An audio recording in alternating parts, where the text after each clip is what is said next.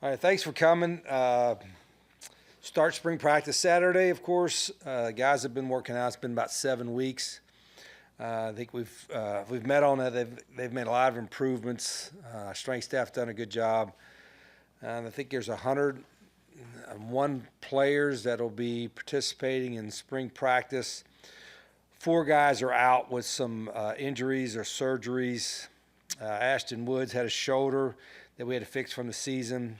Emery Snyder's a recruit we signed. He had a hip surgery. He had got that fixed. We knew that coming in. And 2 guys, Peter Notaro, a kicker, has got a foot, not on his kicking foot, but he had a foot thing we had to get fixed, so he'll be out for a few weeks. And then Antoine Sharp got a knee that we had to get fixed, and he'll be out this spring. Everybody else should be good to go for this Saturday for our first spring practices. We're going to try to get 4 practices in before the spring break and then get the other ones in afterwards and have a spring festival, kind of a scrimmage. Have a lot of events going on the 18th of April. Now, I got a couple new staff members. I think those have been out publicly, and excited about them. Guys have working hard, and a lot of things we've evaluated over the past couple months, what we're doing, what everybody else is doing.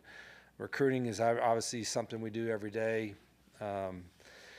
And I like what I see so far, but again, we haven't played football yet. We've just from the workout standpoint and from an athleticism standpoint and what I've seen so far, I like where our roster's at. But we got a lot of new guys, of course, the experience part of it. We've got to try to, in the 15 practices, and I told the staff what we've got to try to do is somehow get these guys experience between, the first practice to the last practice, so we feel more comfortable that they have, because there's not a lot of returning starters, of course, but we feel comfortable with what we have and where our program's at right now. Rich, give us some insight into those new guys. I mean, you'd recruited them, so it's not like they're coming in sight unseen. But now that you are starting to work with them, I'll have a better idea after when we have true practices and see where they're at. But just looking from a physical standpoint, where they're at in a weight room, and the things that they're doing there, we need to be bigger, we need to be stronger. Need to be more athletic at certain spots, and certainly, obviously, we're hoping our luck will be a little better too. We won't get guys hurt, but there's so much more competition. I think true competition at every position is something that all coaches are wanting to have, and I think we truly have that from a player standpoint, and brought that in with some of the transfers we got in. Really good high school freshman class we brought in, and a couple of junior college guys that we signed back in December, I think are really going to be a help us as well. But again, I'll have a little better feel after we do, some football stuff on Saturday. But judging from what they've done in the weight room and some of their measurables, we're in a pretty good spot. You said you have 101 starting this year. How's that measure up to the number that you had last year at the start of spring ball? Well, there's 101 here now. Now there's 13 guys that are not here yet. They're either graduating high school or junior college. So, the numbers are going to be a little bit less because the roster limit from the NCAA. So we'll have less bodies, but I think there's, last year, we've gone through it without, last year was last year. We had a little better feel for, obviously time for the high school recruiting, a little bit more from the NIL standpoint, with the rev share than we had last year, and so we thought we would be able to enhance the roster a little bit better than we did a year ago. A year ago, there was everything.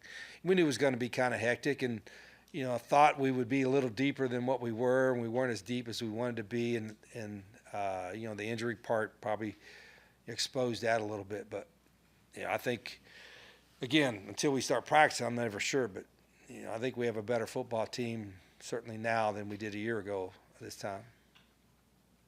Rich, what did you see from Michael Hawkins? What did the recruiting process look like for Michael Hawkins, and what did you see how how did you see him fitting when you recruited? Yeah, I knew about him from watching him a little bit. Obviously, we have some guys that were at Oklahoma that saw him in person, and who he was as an athlete, who he was as a person.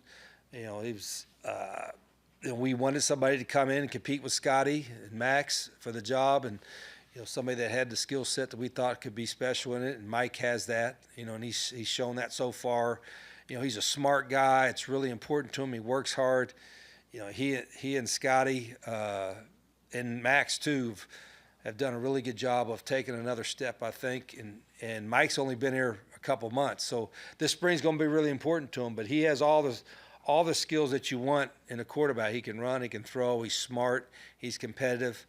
And that was a big target for us, to find a guy in the portal that we thought that could compete with Scotty and Max and the rest of them to be our quarterback. And we're hoping that at every position, not just a quarterback, that we have at least two guys that are good enough to win with. That's what kind of coach speak, but that's what we want. And if we can get three guys that we can win with at every position, boy, we're going to be, we'll be a whole lot deeper and can sustain any bad luck, or overcome bad luck, I should say.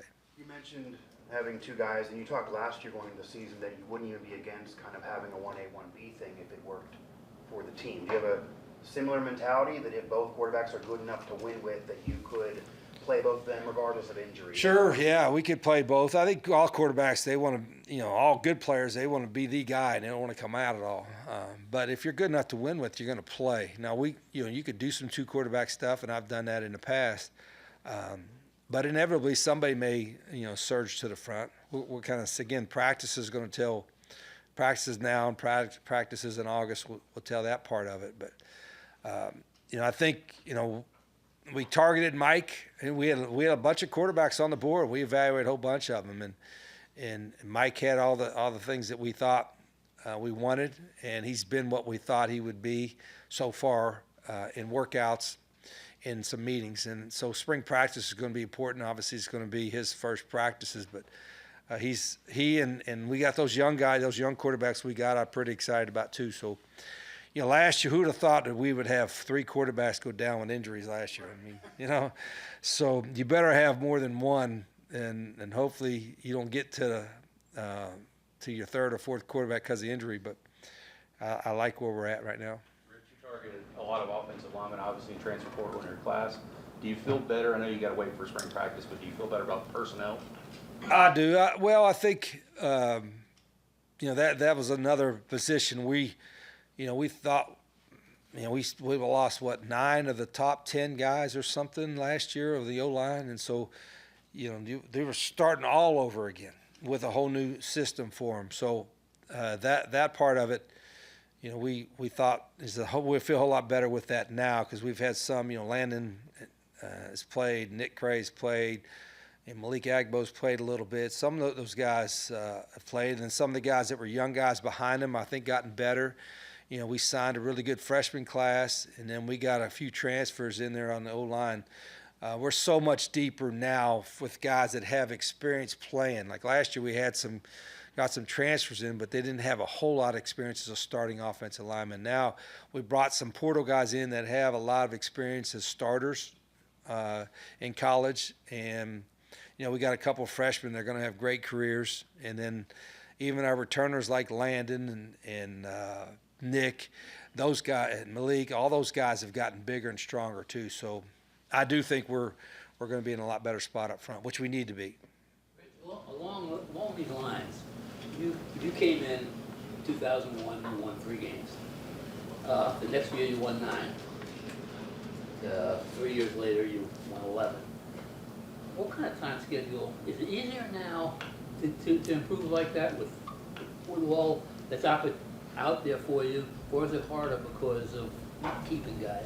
Yeah, that's a great point. It's like some people think, well, now with the transfer portal and guys being able to go more easily from one school to another, it should be easier to do that. But you also lose guys, right? And so I think the first year is always the hardest. I remember Bobby Bowden, who I've known very, very well, and the whole family, of course. And he said, I remember him telling me, when I was coach at Glenville State in West Virginia, he said, Coach, you're going to go through 4 phases. You're going to lose big, lose close, win close, then win big. You know what I mean? And it's funny how that kind of worked out. At Glenville, it was kind of that way, worked out for us. Now this day and age, you don't want to lose big, then lose close, because that's 2 years of losing, right? So, from now on, almost got to, if you lost big like we lost big, we want to win, at least win close now, right? But it's challenging. It's different challenges now. You still have to establish the culture.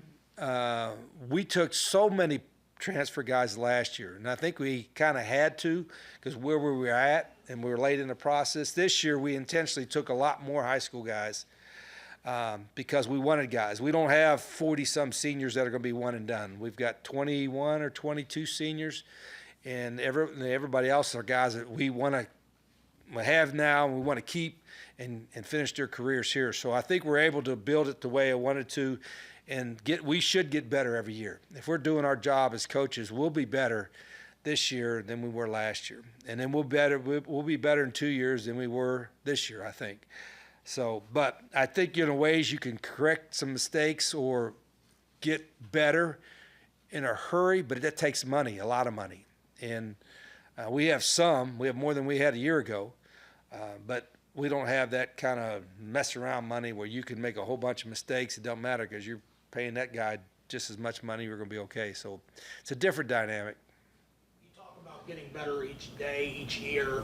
How did that experience last year during spring ball and during the season, first one back at the Power 4 level, how did that kind of mold you and make you better, you feel like, going into this year? Well, if you're asking about me personally, I've always thought that, coaches that just rely on experience and don't get better every year and are not, sending the right message or not doing what they should be doing. You should be getting better every year as a coach. And that's why I think this is my 29th year as a head coach. And I like to think whether I'm better or sometimes it may not appear to be, but I'm going to make sure I do my job better. I'm a better coach now than I was a year ago, and I want the players and the staff to do the same thing. And I do feel that way. There's things that every day I challenge myself, I challenge the staff to let's be better this year. Let's find out what everybody else is doing, and it's something that we can do to help our program. And I want my players to do the same way. As good as they are right now, let's be better in 7 weeks. And in the summer, you got 8 weeks of workout. Let's be better after that 8th week. And as a coach, is the same way. So it does sometimes appear that. It certainly didn't look like that at times last year. But I do feel better personally as a coach as far as staying on top of the game. And there's different challenges now with the NIL era and all that from a coach that I don't say you have to learn how to navigate it, but you have to learn how to navigate it. We're running, things are more transactional. We're more like a pro organization than a true college, what college used to be. So there's different challenges, but hell, if you like winning enough, which every coach does, you're going to figure out how to win the challenge. And that's what I'm doing. Rich, with that said, those changes this year, are they more schematic? Are they behind the scenes stuff? Where do you look at? Both, everything. I mean, schematic stuff is, it's just 11 guys, and I think sometimes that gets overplayed a little bit. Everybody can look what Indiana did just such a tremendous job, and you can look at what they do, and you got to study them. How did they do it? And they had really good players, but they were coached really well. You look at one stat, which is amazing to me. They had one fumble they lost one fumble the first game of the year, and didn't lose another one. The next 15 games or whatever it was. Hell, we lost 3 in a row in one game. I mean, I'd never seen nothing like that in my life. I mean, so, was that schematic? Was that teaching fundamentals of ball security? It was all of the above, you know what I mean? So everything I've always said this, if we have no turnovers and no negative yardage plays, we're going to win 100% of the time. And I don't know if anybody's ever had a game in college football they've had 0 turnovers and 0 negative yardage plays. So, but that's the goal. And how do you have 0 turnovers, 0 negative yardage plays? You're good fundamentally, schematically. You're not, you may not have big plays, but you're not having disastrous plays. And so there's a lot that goes into how do we study other people and what they're doing, how we could get better. So I don't know if that answers your question, but I think we we have to have a good idea, and we have to, as coaches, we have to reflect on what did we do good. There was some stuff that was pretty good. And what did we do poorly? Let's fix that and leave your egos to the side. And, you want to be, prideful of what you're doing, but listen, we all got to get better. It ain't just a player standpoint. It's a staffing, coaching standpoint too. So I feel good about that. You mentioned earlier about the coaches that you hired in the offseason. You hired Rick Trickett, and you also brought in his other son, Chance. What does that family mean to you in your coaching career? Yeah, Miss Tara is Rick's wife called me up and said, "Where's my job?" I think I hired everybody but the whole family. No, it was, they're good football. I hired Chance because I wanted some NFL scouting experience. He'd done it for 12 years, and how the system, how they go about scouting and evaluating prospects and all that, because we're not just evaluating high school guys. We're evaluating other college prospects, guys that are got in the portal and all that. So, Chance's experience has already helped. We revamped how we evaluate, how we grade guys, both on high school and in a portal era, and he's played a big part of that. And then Rick, of course, have been we've worked together a lot, and I think he's the preeminent offensive line coach in college football, and that has been for a long, long time. He knows the system, and he knows how to get the best out of his players. So it's been really good to have him, and of course Travis is on the staff and doing a great job as well. So there's a lot of staffs talk about a family feel. We truly have that, but it's like me hiring Rhett or Raquel. I'm hiring them because they're good at what they do. And the same way with the Trickett family. They're good at what they do, and they're going to help us win games. So, Coach, to that end, you have Deke Adams now to be the DM's coach, but you did briefly bring in Larry Knight, who then departed. Yeah. Can you add some clarity to what happened with Larry coming aboard and then... He got offered by Georgia. Is that simply just what happened? Is that where he went? Yeah. He's from Georgia, and he got offered. And Kirby called me about him. Coaches don't have to call, but Kirby called and said he would talk to him. And Larry was I think he's a pretty good coach, but hell, I don't know. He's only here about a couple weeks. I don't think he ever got out of the hotel. He ate a few meals, had a couple meetings with him, and next thing you know, he was down in Athens. And so what led you to pivot to Deke Adams, and what does he bring to the table? Yeah, I didn't know. I didn't know Deke, but I knew some people he'd worked with. He worked with Jeff Bauer at Southern Miss, a few years ago, who's back when they were really good. And then he's worked with some coaches that I've know very, very well over the past. I think we're fortunate that he was available and he was out there. So, he was at Arkansas. He's been in the SEC, so he knows what it looks like. And I think he's a great addition to the staff.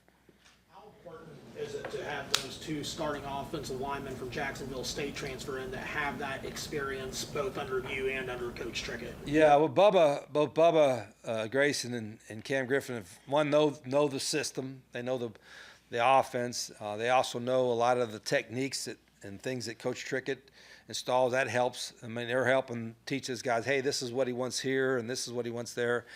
And they're great guys. They're great program guys. I've known them since obviously high school, and we thought we wanted to get them, before. I'd like to have them last year, but just to get them this year, and I think they're enjoying it. They're working really hard. They're great. They're great guys. So it's been this. They've helped kind of be the glue with some of the new guys we brought in, some of the freshmen and all that. In regards to your position groups, is there a group that you're most confident with leading the spring ball, and then what's a position group that you still has a few question marks looming? Well, we have like every the running back room's all new, right? Is there anybody in the running back room that was here last year? I don't. What's that? Yeah, Andre Devine. That was it. So everybody else is new in that group. The quarterback room's got a couple of guys coming back. It's really kind of hard to like mention one group, another. Secondary is almost all new. A whole bunch of there's a lot of new guys, and again, like I said, we don't want to do this every year where we're bringing in 70 or 80 new guys. The first year we kind of had to do what we want to do. This year we had to do it, because we had so many seniors. Going forward, this is about the right number, having about 21, 22 seniors. But again, you can't predict it. I mean, the way things are going, until they put a cap on the NIL and somebody can buy your players, what have you, you may lose some guys. But I think we're going to be good position going forward. We have to have a plan from the NIL rev share, or not rev share, from the NIL era to stay up there where we want to be. But we have a plan, and we'll go out and raise money and do what we got to do. So many of these position groups having, so many new faces. It's about the same amount in total of new players this year as last year. How did last year teach you, or what lessons did it give you to prepare to do it again this year? Yeah, I think when we signed them last year, we thought they could help us, but it was a little different. We had a little bit more time to evaluate the guys we wanted to bring in compared to a year ago. And let's face it, they weren't all bad. And there was a lot of guys we brought in that played really good football, and I appreciated what they did for us when they were here for just 1 year. So, they helped us. They helped us, believe it or not, even though some of them were only here 6 months. They helped us kind of establish the culture that we wanted. We're still work on your culture every day, but it wasn't like it was a massive, completely flipped the culture. I enjoyed coaching those guys last year. They gave us good effort. Now, there were times we didn't play as well as we wanted to, and some things that we would have liked to have done better. And, from a locker room culture standpoint and from everything else, but I thought that group helped us. Even the seniors, the 6-month guys, whatever we had last year, helped us establish that for this year. And there's enough returning players that have been in our program for the last 12 months that are helping us move forward with it too. So it wasn't all bad. I mean, it was more bad than good, but it wasn't all bad. Going back to your junior college guys you mentioned earlier, the 3 defensive linemen you signed in December.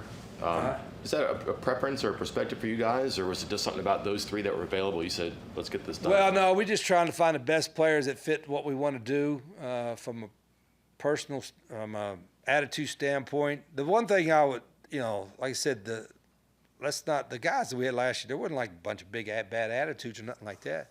But we wanted guys that love football, not like it, and that wanted to be at West Virginia, of course, and then had the skill set to be able to play and win games with. There's no. We had more time this year to evaluate and get those guys, we thought, than we did a year ago.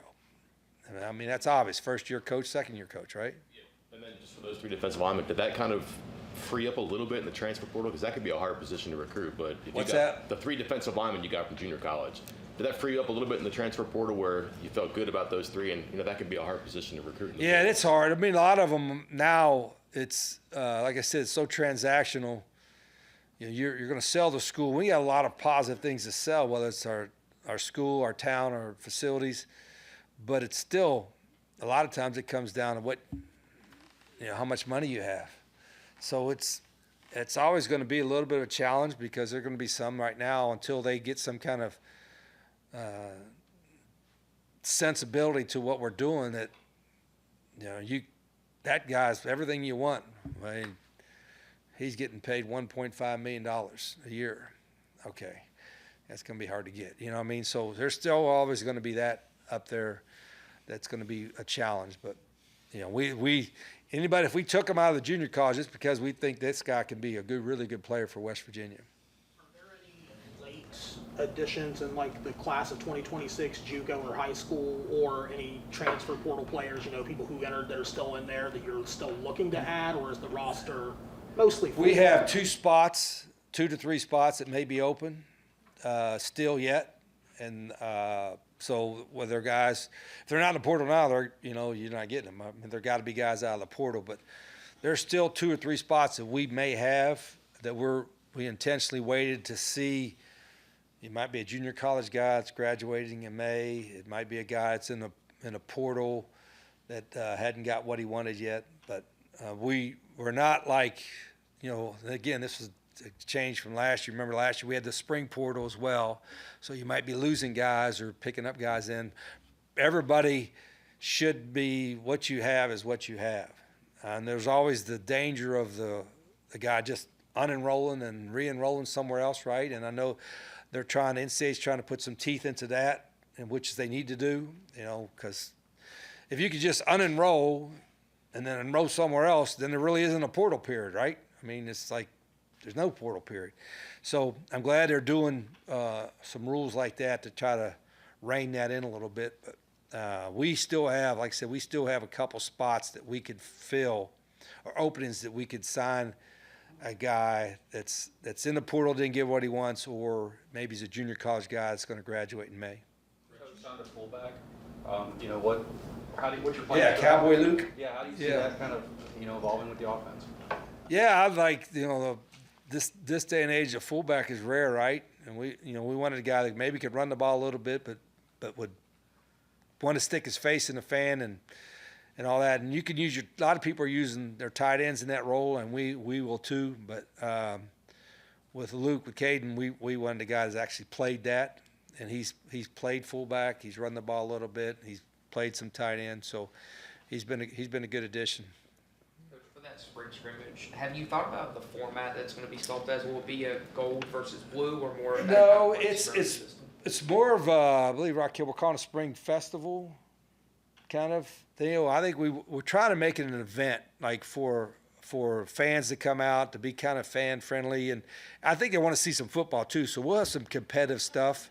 We may do things a little bit different, do some one-on-ones and do some different things that are kind of that fans may want to watch. And the scrimmage part of it, I've never been that's the end all to be all. And if you had a great spring scrimmage, that means you're destined for greatness or something like that, or the opposite being true. So we'll come up with a format that'll be some football stuff for people who are coming there to do, but also some other stuff that is family friendly that people want to have. You talk about culture, and how important retention is probably to play together and build a team together. How many guys, or do you have any, that have more than 1 year deals? We're trying to get more guys onto multi-year deals, just because the retention part is always the first thing you do after every season. Like, which guys do you want to keep? Do you have the means to keep them? And then how do you go about doing it? And you're always going to lose a couple. We lost a couple we didn't want to lose, but we were able to retain a lot of guys too. And again, a lot of times that takes money, but it also takes guys that want to be here and want to be in the culture, want to be in that locker room, want to be the ones that take this program where we think it should be. So I like the guys that we retain, but going forward, that's always going to be the first thing after season. Okay, the retention, because until we have guys, like we don't have guys like on 4-year contracts like the NFL. We got guys, a lot of them on 1 year. We're trying to get more on 2 year.